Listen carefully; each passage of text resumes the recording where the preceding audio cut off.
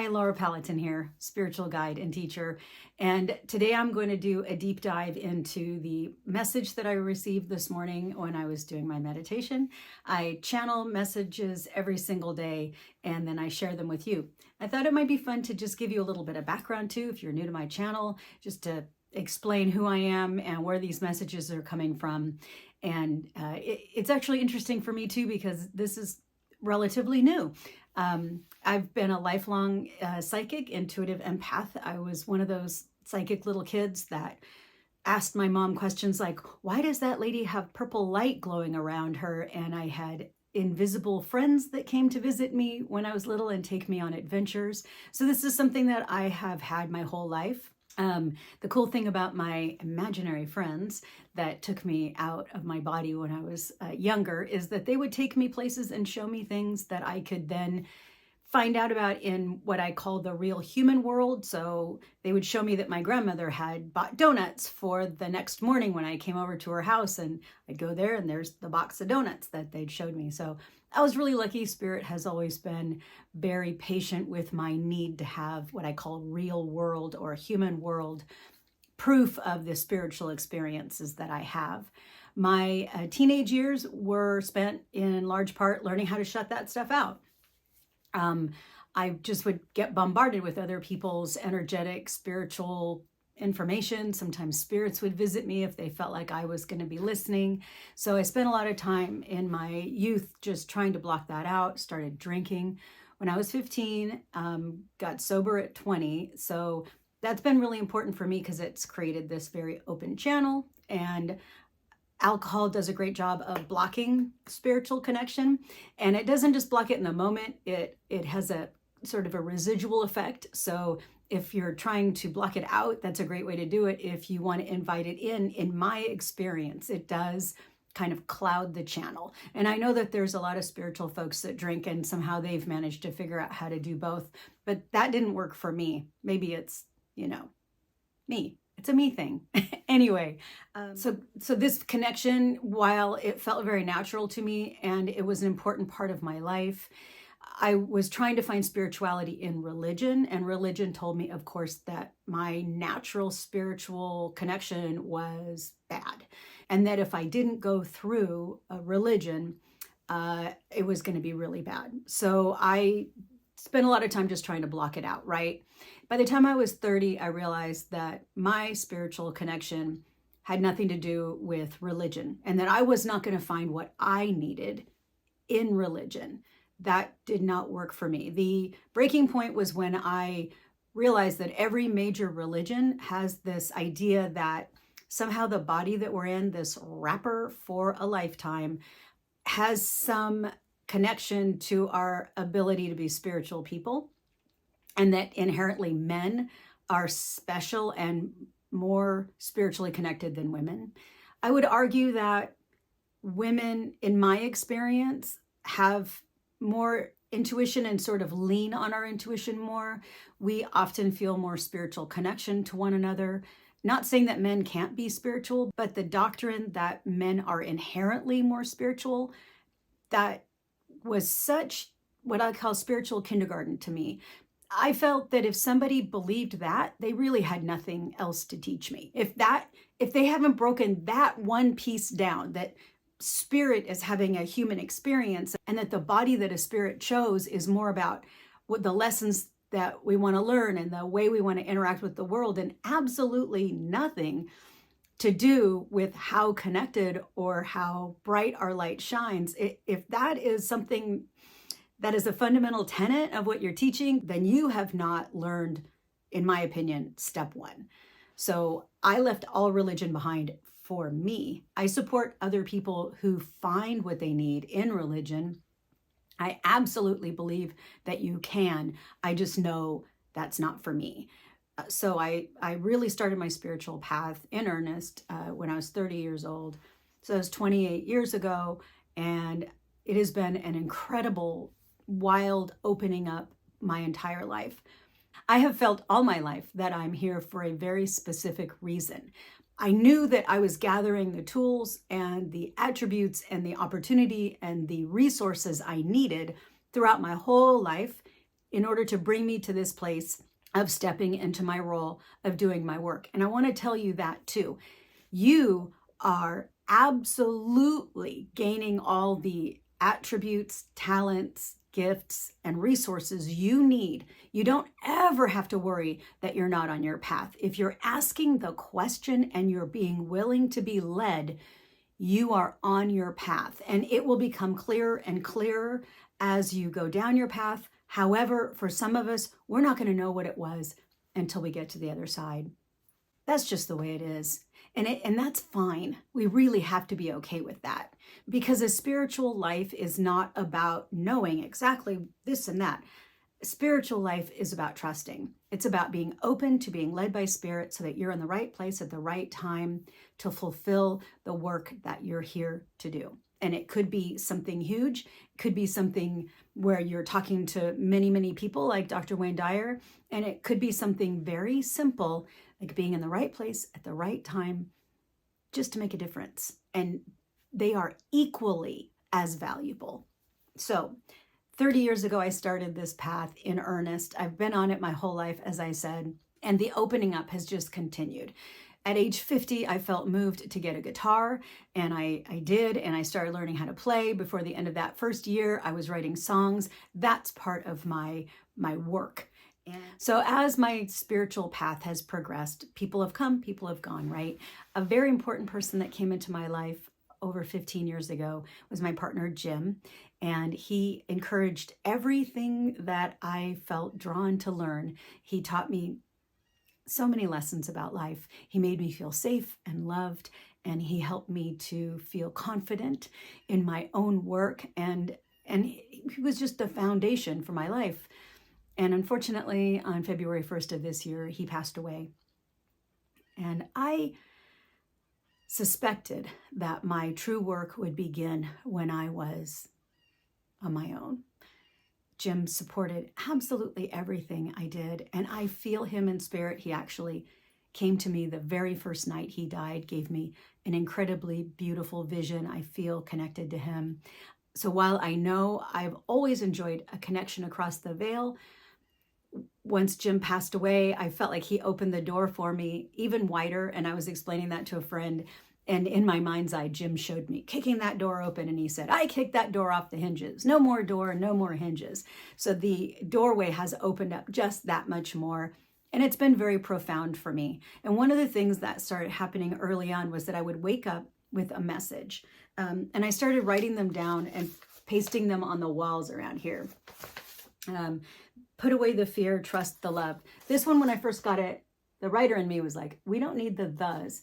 But if you look at it with the thes, put away the fear. So name the fear, right? Trust the love. The love is connection with Spirit. And I started trusting each and every word that came through.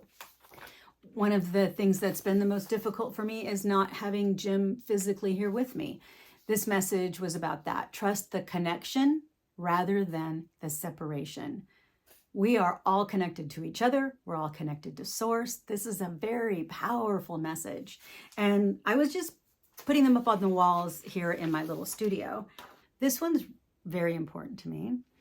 We all have a team of spirit guides, ancestral spirits who walk with us, departed loved ones, angels, and they're all working with us, right? They're all here for us. And losing Jim is something that was so profound and sudden. And I could go into the details, but that's not what this is about. I could have failed to survive this. All of the work that has gone into me, the resources, the gifts, the experience, the opportunities could have been lost. And so the very first in this one was survive, because if I didn't survive, I couldn't do any of this with you. Trust in my connection to Spirit, and that Jim lived his life here with me exactly as he was supposed to, and that it was just time for him to go. That's very hard. And then work. And that's what I'm doing right now. Making videos, writing books, reaching out to you to remind you that fear-based belief systems while they're very successful at holding on to you, you don't need them. And you can connect with your innate spirituality, which is my work, helping you learn about your innate spirituality. So then the messages started getting longer. This one's beautiful. Take the time to sit with the masters in deep contemplation, and also take the time to dance with the fairies. Both are important for balance and peace. So about this time is when I realized that these messages weren't just for me. Yeah, I know. I'm a slow learner. There's many, many more. And that brings us to today's message that I wanted to do a deep dive on. I hope getting some background about me is helpful, kind of put things into perspective and help you understand why I'm the person that's bringing you daily messages and how it all evolved. So no matter when you're seeing one of my messages, know that through the magic of the algorithm, the sort of magic 8-ball of the algorithms, you're seeing the message exactly when you need to see it. These are not linked to the stars or the day of the week. When they come through, I share them. When you see them is when you're meant to hear them. So here's today's. Another new day, another new beginning. Start fresh today and look at life through clear eyes. What area of your life have you grown so accustomed to that it's lost its wonder? Notice the wonder of everyday life. Embrace the fresh start of every new day. I probably say this every day. This one really resonates with me. When I wake up, the first few seconds are spent remembering that Jim's gone. And honestly, it takes a moment to shift to gratitude, because I am so grateful that he was in my life physically. And I'm so grateful that he continues to be in my life from across the veil.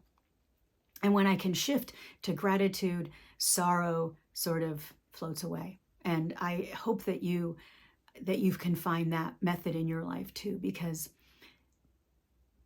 believe it or not, sorrow and gratitude have a real hard time coexisting. They can, but still the grief is less intense and less miserable when you can hold gratitude at the same time.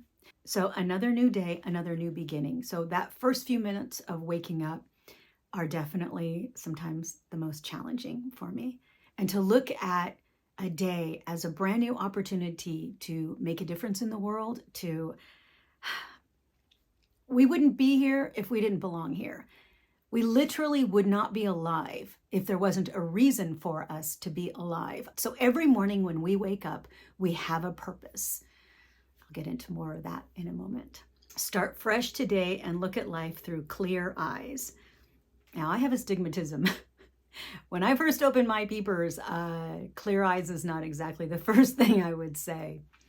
The way I look at that is not physically clear eyes, but to put aside what we think should happen, right? We want to let go of the shoulds in life. You don't want to should all over yourself. To see life and opportunities for what they are in the moment and not worry about how it's going to affect the future, not get caught up in how it isn't what we had in the past. That is looking at your day through clear eyes. What area of life have you grown so accustomed to that it's lost its wonder? I think on some level, we all can relate to that. We've all had loved ones in our lives that every now and then you look at them and you feel the wave of love. Have you had that experience? You just feel that wave of love. Now, if we sat in feelings of love 24/7, we wouldn't enjoy those waves. But when we do, they're magnificent. We have homes. I know my home is someplace that I appreciate. It's beautiful. I'm just in a wonderland here. But when I'm sitting in grief or in worry, it isn't as magnificent to me because my eyes aren't seeing it. So I want to encourage you to look around yourself at the life you live and the people and animals and colors and art and landscape and nature that you come in contact with, and notice the wonder there too. Notice the wonder of everyday life. Yes, that's exactly what I'm talking about. It's there, whether we're looking for it or not. And when we take the time to look for it, it's magnificent. When you sit in the place of gratitude, life is always so much more beautiful. Embrace the fresh start of every new day. I just want to talk for a moment about spiritual paths. It's easy for us to wonder, what is my mission here? Where is my path? When will I know I'm on it? And I want you to know that if you're asking the question and you are opening yourself up to be led by Spirit, and you're meditating or doing writing or any of these things, and I said or, not and, there is no definitive list everyone has to be on. When you are open to Spirit, and if you're watching this video, you are open to Spirit because that's how this works. You are on your path. Every experience you have is adding to your toolbox to make it possible for you to achieve what you're here to achieve. If you're asking the question, you're on your path. And every morning when you wake up and you put your trust in Spirit and you take the steps toward what you feel led to do, you are living your mission. So I hope that helps, because it is easy to think, am I doing it right? You can't do it wrong. If you take a turn that isn't the direction that you initially planned in your pre-planning meeting before you came into this body, guess what? It'll all fall into place around you. It can't help it. So just show up, open your eyes, start with a clear look on the day, and embrace the wonder that is opportunity every single day. Just a quick request here. If this is helpful for you, I would ask you to subscribe. Of course, then you'll learn about my new messages. I do post a minute message every single day. When something is really moving for me, I often do a deeper dive like I did today. Usually they're not this long, obviously, because I gave you background, but I just feel like that could be helpful. So if you'd subscribe, share even just a minute message with somebody, that would be fantastic, because that tells the algorithm that this is worth sharing, that this is something that they should be getting out to people because it's helpful. And that's the whole point of all of this for me. So I hope this was helpful for you, and I'll see you next time. Bye.